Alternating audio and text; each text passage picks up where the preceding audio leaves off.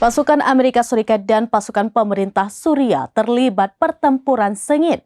Keduanya saling menggunakan sejumlah senjata berat untuk melakukan perlawanan. Kedua belah pihak dikabarkan menggunakan berbagai jenis senjata, mulai dari kaliber menengah, artileri berat, hingga roket. Pasukan Amerika Serikat dan pasukan pemerintah Suriah terlibat pertempuran sengit. Keduanya saling menggunakan sejumlah senjata berat untuk melakukan perlawanan.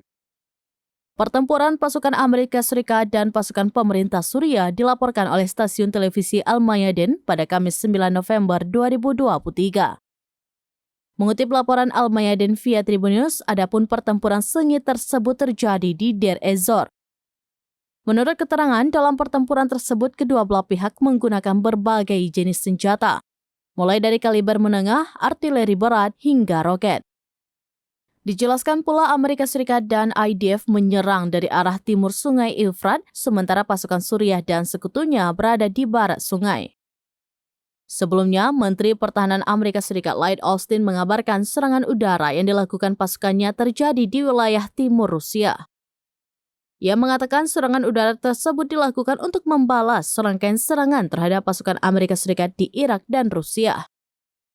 Menurut keterangan saksi mata, bagian timur kota Deir ez-Zor, timur Suriah, menjadi sasaran serangan 4 rudal pada tengah malam.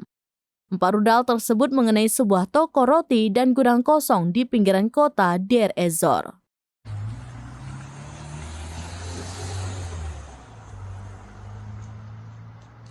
Demikian informasi terkini Syederalun, saksikan terus beragam informasi lainnya. Coba like dan share seluruh akun serambines.com. Download Tribun X sekarang, menghadirkan lokal menjadi Indonesia.